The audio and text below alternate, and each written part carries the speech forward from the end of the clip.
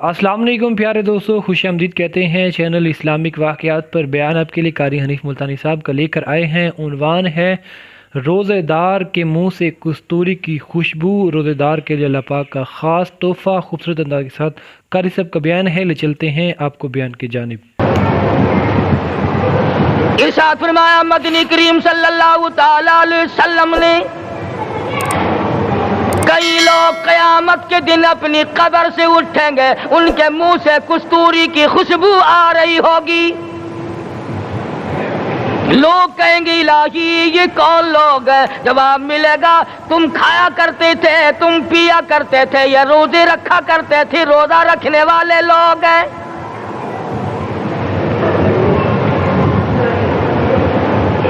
मुल्तान के दोस्तों, अगर तुम्हारी ये तमन्ना हो कि हम क़यामत की प्यास से बच जाएं, 50,000 साल की शिद्दत वाली प्यास से बच जाएं, क़यामत के दिन वाली घबराहट से बच जाएं, क़यामत के खौफनाक अज़ाब से बच जाएं, अगर 50,000 साल की धूप से बचना चाहते हो, शिद्दत से बचना चाहते हो, गर्मी से बचना चाहते हो, प्यास से बचना चाहते हो, मुस्लिम शरीफ की रिवायत में है, एक आदमी की जुबान इतनी बाहर लटक जाएगी उस पे 18 आदमी खड़े हो सके।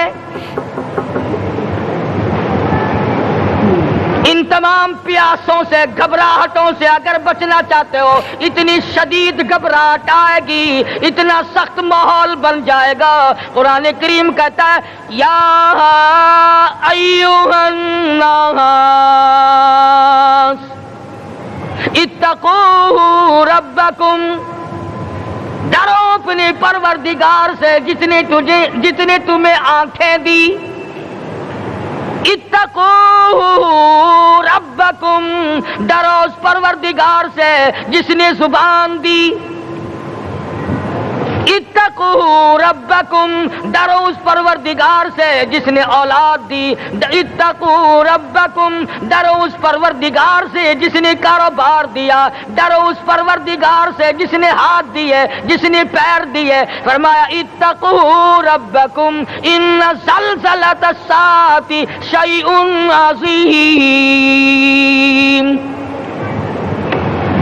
इतना सख्त घबराहट होगा क़यामत के दिन। नबी करीम सल्लल्लाहु अलैहि वसल्लम ने फरमाया, अगर कोई उस प्यास से बचना चाहता है, उस घबराहट से बचना चाहता है, तो एक ही सूरत है कि वो रमजान के रोजे रखा करे। हदीस में आता है कि क़यामत के दिन अल्लाह पाक जल्ले शान हु अर्श अजीम के साये में कुछ लोगों को दस्तरखान पे बिठाकर खाना खिलाएंगे। उस तबाहकार व तबाहकारियों वाले दिन, परेशान हाल वाले दिन, जिस दिन ये हाल हो, फरमाया यौमा यफिरुल मरउ मिन अखीहि व उम्मिहि व अबीहि व साहिबतिहि व बनीहि। अम्मा अब्बा, बीवी, औलाद कोई भी काम आने को तैयार नहीं।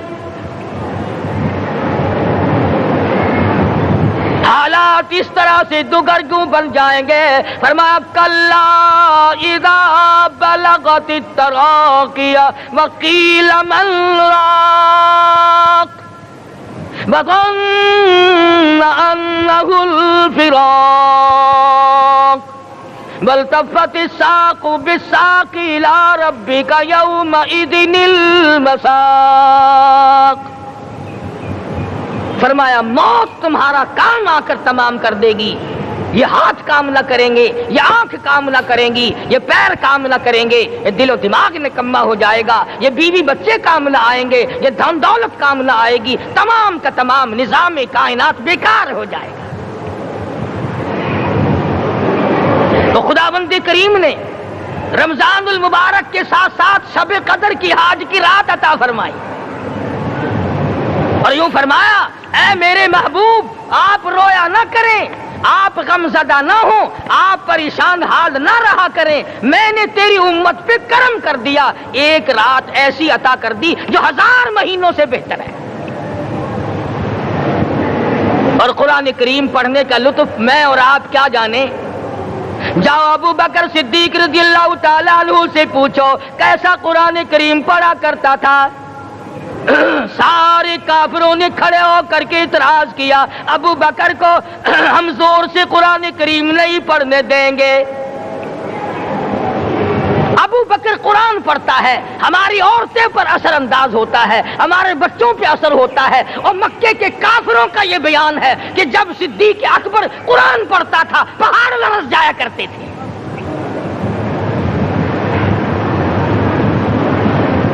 صدیق سے قرآن پڑھنا سیکھو۔ فاروق اعظم نے اسی قرآن کریم کے ذریعے سب کچھ حاصل کیا۔ ساری رات فاروق اعظم قرآن کریم کی تلاوت کیا کرتے تھے، ایک ایک رکعت میں پورا ختم قرآن کرتے تھے۔ آج تو یہ باتیں کہانی نظر آتی ہے۔ صدیق اکبر سے قرآن پڑھنا سیکھو، فاروق اعظم سے قرآن کریم پڑھنا سیکھو۔ سیدنا عثمان ذی النورین رضی اللہ تعالیٰ ایک رات میں اور ایک رکعت میں پورا قرآن ختم کیا کرتے تھے۔ نبی کا دوہرا داماد عثمان ذی النورین، جس کو دیکھ کر حضور اکرم صلی اللہ علیہ وسلم فرمایا کرتے تھے، او لوگوں میں عثمان سے حیا نہ کروں جس سے آسمان کے فرشتے بھی حیا کرتے ہیں، جس کا آسمان والے فرشتے بھی ادب کرتے ہیں، میں اس کا ادب نہ کروں۔ سیدنا علی مرتضی رضی اللہ تعالی عنہ ایسا قرآن کریم پڑھا کرتے تھے، سارا زمانہ شاہد ہے، سارا زمانہ گواہ ہے کہ جب وضو کرتے رنگ پیلا پڑ جاتا، مسجد میں قدم رکھتے بے ہوش ہو جاتے۔ کسی نے پوچھا امیر المومنین کیا بات ہے؟ فرمانے لگے اللہ کے دربار میں کھڑا ہونے لگا ہوں، ڈرتا ہوں کوئی بے ادبی نہ ہو جائے۔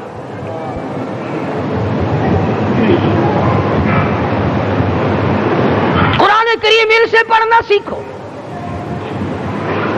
حسین نے تلواروں کی چھاؤں میں قرآن پڑھا، نیزے کی نوک پہ قرآن پڑھا۔ سعید بن مسیب نے تلواروں کی چھاؤں میں قرآن پڑھا۔ حضرت امام احمد بن حنبل نے کوڑوں کی گونج میں قرآن پڑھا۔ ابو حنیفہ رحمت اللہ علیہ نے جیل سے جنازہ نکلنے سے پہلے قرآن پڑھا۔ علامہ ابن تیمیہ نے جیل کے مینارے میں قرآن پڑھا اور کوڑے کھائے۔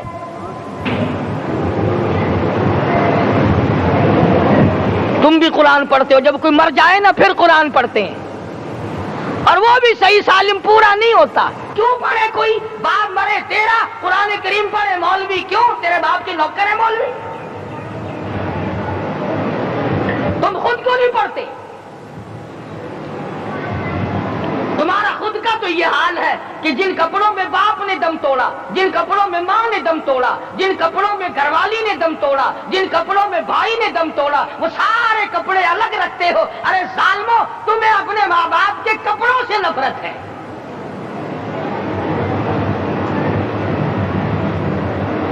باپ کی دکان سے نفرت تو نہیں، باپ کی چارپائی سے بڑی نفرت ہے۔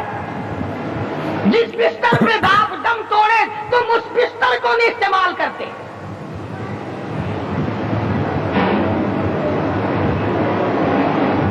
رسموں میں ڈوبے پڑے ہیں لوگ، رسمیں بنا رکھی ہیں، یوں کرنا چاہیے اور اس طرح سے کرنا چاہیے، لہد کے پانی سے بچو، مردے کے کپڑے سے بچو، مردے کی چارپائی سے دور رہو، فلاں چیز سے دور رہو۔ تم نے کبھی یہ بھی سوچا کہ اگر تمہارے بس کی بات ہو تم موت سے بھی دور رہ کے دکھاؤ نا؟ اور وہ تو یہ شکر ہے کہ اللہ پاک نے قانون موت کا اپنے ہاتھ میں رکھا، ورنہ یہ جتنے بڑے بڑے ہیں نا، یہ سارے کے سارے فرشتوں کو پیسے دے کر ہمیں مرواتے رہتے۔ یقین جانو سرمایہ دار اور یہ بڑے بڑے افسر سب بچے رہتے، ہمارا تختہ نکلوا دیتے۔ شکر ہے اسرائیل رشوت نہیں لیتا، اگر وہاں نوٹوں کے تھبے چلتے تو یقین جانو چھپکے سے کان میں کہہ دیا کرتے اسرائیل کے برابر والے کا کام کر دے، میرا نہیں برابر والے کا رگڑا نکال دے۔ اللہ نے نظام اپنے ہاتھ میں رکھا پھر بھی لوگ نہیں ڈرتے۔ فرمایا تبارک الذی بیدہ الملک، تمام برکتیں اس ذات کے ہاتھ میں ہے جس کا ملک میں راج ہے۔ وَهُوَ عَلَىٰ كُلِّ شَيْءٍ قَدِيرٌ، ہر چیز پہ وہ قادر ہے۔ سمندر کا قطرہ قطرہ اس کے قبضے قدرت میں، درختوں کا ایک ایک پتا اس کے قبضے قدرت میں، زمین کا ایک ایک ذرہ رب العالمین کے قبضے قدرت میں ہے، پہاڑوں اور پتھروں کی ایک ایک کنکری اللہ کے اپنے قبضے میں ہے، موت اور زندگی کا نظام بھی اس نے اپنے قبضے میں رکھا ہے۔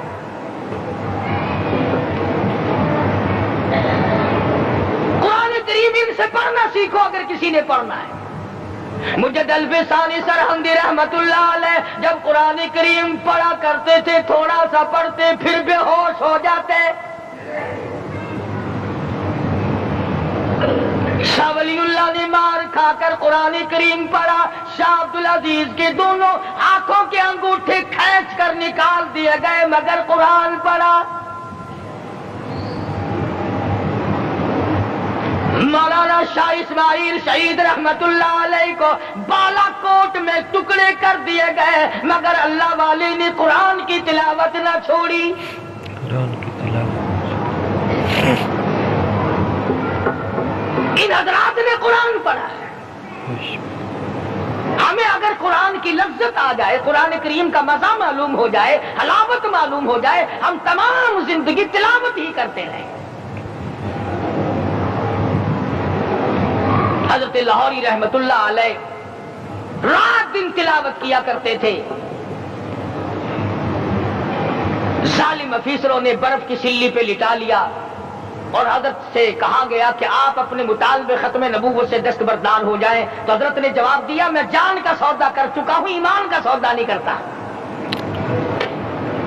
سید عطا اللہ شاہ صاحب بخاری سب کا رحمت اللہ علیہ جیل میں ہے، 20 سیر گندم روزانہ پیسنے کے لیے ملتی ہے، پسا ہوا آٹا انتظامیہ کے حوالے کر دیتے ہیں۔ حیران ہے انتظامیہ، کس وقت چکی چلاتا ہے بخاری، کس وقت پیستا ہے، یہ تو قرآن پڑھتا رہتا ہے۔ سپرڈن جیل نے چھاپا مار کر دیکھا، پچھلی رات کو قرآن کریم بیٹھا ہوا بخاری پڑھ رہا ہے، سورت یوسف کی تلاوت ہو رہی ہے، چکی خود بخود چل رہی ہے، دانے خود بخود اٹھ کر چکی میں پڑھ رہے ہیں۔ یہ حضرات تھے جنہوں نے قرآن مجید لذتوں کے ساتھ پڑھا۔ غازی المدین نے پھانسی کی کوٹڑی میں رات دن قرآن کی تلاوت کر کر کے حضور اکرم صلی اللہ علیہ وسلم کا روزانہ دیدار کیا۔ سلطان نور الدین زنگی رحمت اللہ علیہ ہر جمعرات کو پورا قرآن ختم کرتا تھا اور 1000 دفعہ درود شریف پڑھا کرتا تھا۔ مدنی کریم صلی اللہ علیہ وسلم کا خواب میں 12 دیدار کیا کرتا تھا۔ سلطان عالمگیر رحمت اللہ علیہ مغلیہ خاندان کا چشم و چراغ ہے، بادشاہ وقت ہے، قرآن مجید کا حافظ بھی تھا، مفسر بھی تھا، اور مدنی کریم صلی اللہ علیہ وسلم کی 5000 حدیثیں پاک عالمگیر بادشاہ کو زبانی یاد تھی۔ اور اتنا اچھا مسلمان آدمی تھا کہ ساری زندگی میں تہجد کی نماز قضا نہیں کی، ساری زندگی میں۔ بادشاہ تہجد پڑھا کرتے تھے، آج تم 2 ٹکے کے آدمی تہجد نہیں پڑھتے۔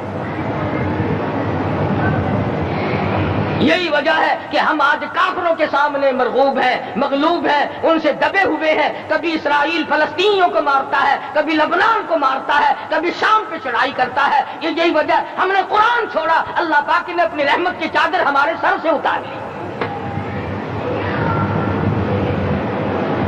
قرآن کریم کی لذت ان لوگوں کو ملی جنہوں نے ہر موڑ پہ تلاوت کی۔ صحابہ کرام رضوان اللہ تعالی علیہ مجمعین میں سے ایک رات ایسی آئی، حضور صلی اللہ علیہ وسلم نے فرمایا کہ آج ہماری پہرے داری کون کرے گا؟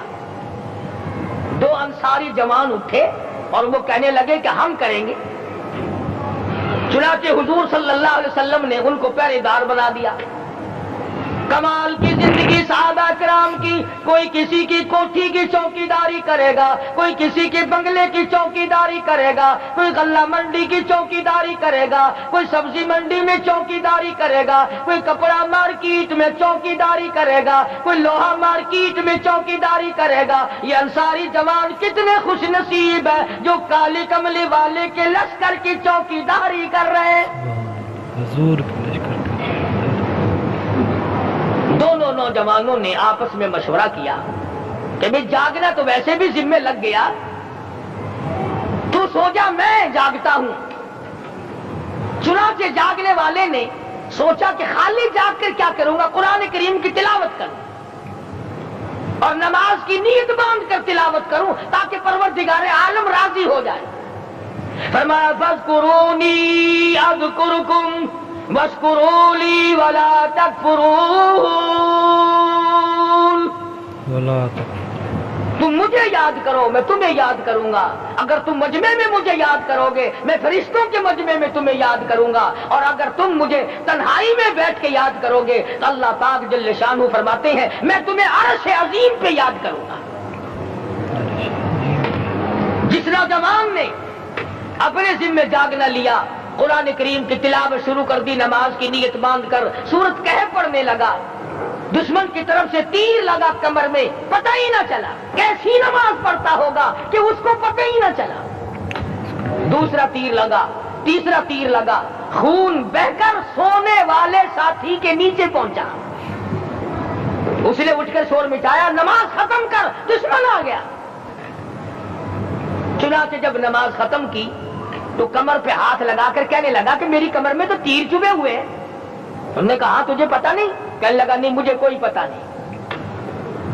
اب وہ صحابی کھینچ کر نکالنے لگا، وہ جس کو لگے ہوئے تھے وہ کہنے لگا کہ اب تو دکھ ہوتا ہے، میں دوبارہ نیت باندھتا ہوں، قرآن پڑھنے لگوں گا، پھر نکالنا مجھے پتا نہ چلے گا۔ اور مسلمانوں خدا کی قسم نبی کے دیوانوں نے، نبی کے پروانوں نے ایسا قرآن پڑھا تیر چبھتے گئے پتہ ہی نہ چلا۔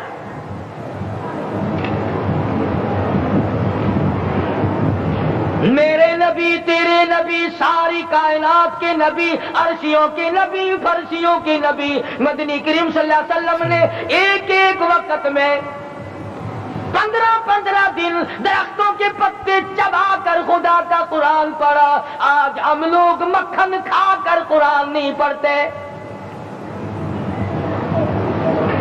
مدنی کریم صلی اللہ علیہ وسلم نے ایک ایک وقت میں 2 پتھر اپنے پیٹ پہ باندھ کر خدا کا قرآن پڑھا۔ آج ہم لوگ ہزاروں نعمتیں کھا کر قرآن کریم نہیں پڑھتے۔ سیدہ عائشہ صدیقہ رضی اللہ تعالی عنہا فرماتی ہیں کہ جب رمضان کا چاند نظر آتا تو حضور صلی اللہ علیہ وسلم کا رنگ پیلا پڑ جاتا، دعا میں عاجزی بڑھ جاتی، رکعت لمبی ہو جاتی، سجدے لمبے ہو جاتے، اللہ سے مانگنا بڑھ جاتا۔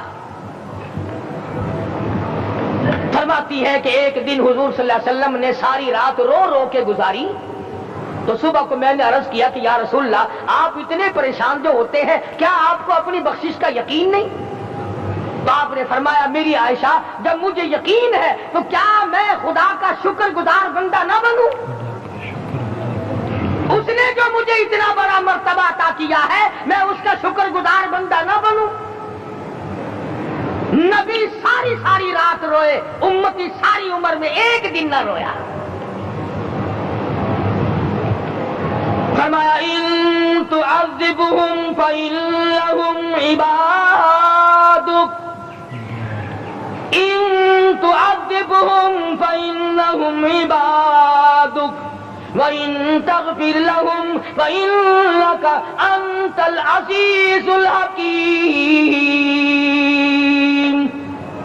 ساری رات گزار دی اسی آیت کو تلاوت کرتے کرتے محمد عربی صلی اللہ علیہ وسلم نے او میرے رب اگر تو ان کو عذاب دے تو یہ تیرے بندے ہیں، اور اگر معاف کر دے گا تو تیرے خزانے میں کوئی کمی نہیں۔ وَإِن تَغْفِرْ لَهُمْ فَإِنَّكَ أَنْتَ الْعَزِيزُ الْحَكِيمُ۔ تو بخشنے والا ہے، تو غالب اور حکمتوں کا مالک ہے، تیرے یہاں کون سی کمی آ جائے گی؟ صحابہ کرام تو جیا کرتے تھے اسی کے سہارے سے۔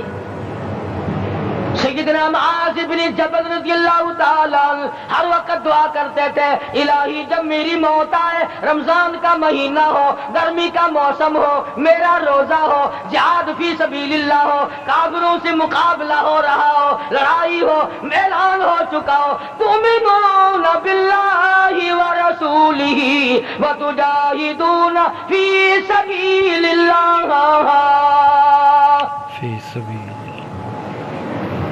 حضرت معاذ دعا کرتے ہیں کہ میں تو یہ دعا کرتا ہوں کہ گرمی ہو، میرا روزہ ہو، کفار سے مقابلہ ہو، وہ میرے ٹکڑے کر دیں، میری زبان کاٹ دیں، تیری عدالت ہو، میری پیشی ہو، جب میرا خدا پوچھے معاذ دنیا سے کیا لایا، عرض کروں الہی زبان کٹا کے آیا ہوں، روزہ رکھ کر آیا ہوں، ارادہ یہ ہے کہ تیرے محبوب کے حوض کوثر سے روزہ افطار کروں گا۔ آج قوم کھلے بندوں کھاتی پھرتی ہے، انہیں شب قدر کا کیا پتا، انہیں لیلۃ القدر کا کیا پتا، انہیں رمضان المبارک کی بابرکت گھڑیوں کا کیا پتا۔ فرمایا انا انزلناہ فی لیلۃ القدر وما ادراک ما لیلۃ القدر۔ شب قدر وہ رات ہے جس میں نے قرآن کو نازل کیا۔ جمہور علماء کے نزدیک آج کی رات ہے وہ جس میں قرآن کریم نازل ہوا۔ حدیث میں آتا کہ جنت میں درخت اسی رات میں لگائے گئے۔ حضور صلی اللہ علیہ وسلم نے فرمایا کہ جنت کو اسی رات میں سجایا جاتا ہے، جنت کے دروازوں کو کھول دیا جاتا ہے، ایک ہوا چلتی ہے، حلقے بجتے ہیں، پوچھا جاتا ہے یہ کیا بات ہے، جواب ملتا ہے کالی کملی والے کے امتیوں کے لیے جنت کو کھول دیا گیا۔ جنت کھول دیا گیا۔ آج جو لوگ مانگ رہے ہیں، جو لوگ اللہ کے ذکر میں بیٹھے ہیں، یہ پاگل نہیں، یہ دیوانے نہیں۔ ارشاد مدنی کریم صلی اللہ علیہ وسلم کا اسی رات کے بارے میں فرمایا، اللہ پاک جبریل امین کو حکم دیتے ہیں جھنڈا لے کر دنیا میں چلے جاؤ، لاکھوں کروڑوں فرشتوں کو ساتھ لے جاؤ، ہر گھر میں جاؤ، ہر دعا کرنے والے کی دعا پہ آمین کہو، جہاں جا میرے نیک بندے موجود ہیں، اور جبریل ان سے مصافحہ کر، ان سے مصافحہ۔ قسم کا آدمی آج بھی محروم ہے، مرد بھی عورتیں بھی کان کھول کر سن لیں، 4 قسم کے آدمی آج کی رات بھی اللہ کی رحمت سے محروم ہے، شب قدر کی برکتوں سے محروم ہے، سعادتوں سے محروم ہے، رمضان کی خوشبختیوں سے محروم ہے، 4 قسم کا آدمی۔ سب سے پہلا شرک کرنے والا۔ قاری حنیف ملتانی صاحب کا یہ بیان تھا آپ لوگوں کے سامنے۔ امید ہے آپ لوگوں کو یہ بیان پسند آیا ہوگا۔ اگر آپ لوگوں کو بیان پسند ہے تو ہمارے چینل کو سبسکرائب کر لیں، چینل اسلامک واقعات کو ویڈیو کو لائک کر لیں۔ انشاءاللہ آپ کے لیے ایسے ہی بیانات لاتے رہیں گے۔ حضرت علامہ مولانا قاری محمد حنیف ملتانی صاحب کے عظمت قرآن اور رمضان مبارک کی فضیلت کے حوالے سے بیان فرما رہے تھے کہ رمضان المبارک کا ہی مہینہ ہے جس میں قرآن پاک نازل ہوا۔ ہمارے پیارے نبی حضرت محمد مصطفیٰ احمد مجتبیٰ صلی اللہ علیہ وسلم کے اوپر رمضان المبارک کے مہینے میں ہی جو ہے قرآن پاک کا نزول ہوا۔ رب ذوالجلال نے جو ہے حضرت محمد مصطفیٰ صلی اللہ علیہ وسلم پر قرآن کریم نازل فرمایا، اور رمضان کریم کی ہی وہ رات شب قدر کی رات۔ سبحان اللہ، ماشاء اللہ، خوبصورت انداز کے ساتھ قاری صاحب کا بیان تھا۔ رمضان المبارک کے حوالے سے، رمضان المبارک کی فضیلت کے حوالے سے، رمضان کی برکتوں کی حوالے سے۔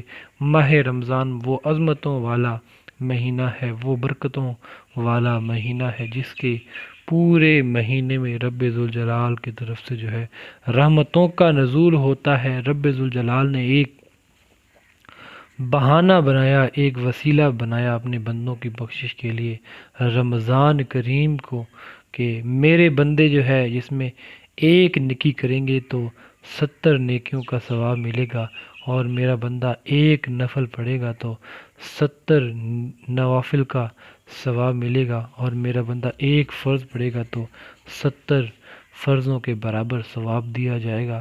رب ذوالجلال نے اس مہینے کو ایک بہانہ بنایا ہے، ایک وسیلہ بنایا ہے بخشش کا اپنے بندوں کا۔ رب ذوالجلال جو ہے اپنے بندوں سے 70 ماؤں سے بھی زیادہ پیار کرنے والا ہے، تو پھر وہ رب ذوالجلال اپنے بندوں کو کیسے عذاب دے سکتا ہے؟ رب ذوالجلال تو چاہتا ہے کہ میرے بندے آئیں میرے پاس اور میری عبادت کریں، میرے حکم کے مطابق جو ہے زندگی گزاریں، اور رمضان بھی میرے حکم کے مطابق گزاریں کہ رب ذوالجلال کے حکم کے مطابق جو ہے مسلمان سارا دن بھوکا رہتا ہے، پیاسا رہتا ہے، تو پھر رب ذوالجلال کی خوشنودی بھی اس کو حاصل ہوتی ہے۔ تو رب ذوالجلال جو اپنے فرشتوں کو ارشاد فرماتے ہیں کہ اے میرے فرشتوں، باقی ہر نیکی کا جو ہے اجر اور بدلہ آپ دو گے، لیکن جو روزے کا اجر ہے وہ رب ذوالجلال خود عطا فرمائے گا اپنے بندوں کو۔ روزے کا اجر جو ہے، روزے کا بدلہ خود رب ذوالجلال کی ذات ہے، اور خود رب ذوالجلال کی ذات اپنے بندوں کو عطا کرے گی۔ تو کیوں نہ ہم اس رمضان المبارک میں زیادہ سے زیادہ روزے رکھیں اور سارے کے سارے روزے رکھیں اور رب ذوالجلال کی خوشنودی حاصل کریں۔ ہو سکتا ہے یہ ہماری زندگی کا آخری رمضان المبارک ہو، تو رب ذوالجلال سے اس ماہ مبارک میں اپنے گناہوں کی جو ہے بھرپور معافی کروائیں، گڑ گڑا کر رب ذوالجلال سے اپنے گناہوں کی توبہ کریں۔ رب ذوالجلال اللہ پاک ہم سب کے لیے آسانہ پیدا کرے، اور اس رمضان المبارک میں رب ذوالجلال ہم سب کو زیادہ سے زیادہ عبادات کرنے کی توفیق عطا فرمائے، اور ڈھیروں سے ڈھیروں نیکیاں کمانے کی توفیق عطا فرمائے۔ تو انشاءاللہ دوستو آپ کے لیے ایسے ہی قاری حنیف ملتانی صاحب کے بیانات لاتے رہیں گے رمضان المبارک کے حوالے سے، رمضان کریم کی فضیلت کے حوالے سے، رمضان کریم کی برکتوں کے حوالے سے۔ تو انشاءاللہ دوستو ملتے ہیں نیکسٹ ویڈیو میں، نیکسٹ بیان میں ایک نئے ٹاپک کے ساتھ، ایک نئے موضوع کے ساتھ۔ تب تک اللہ حافظ۔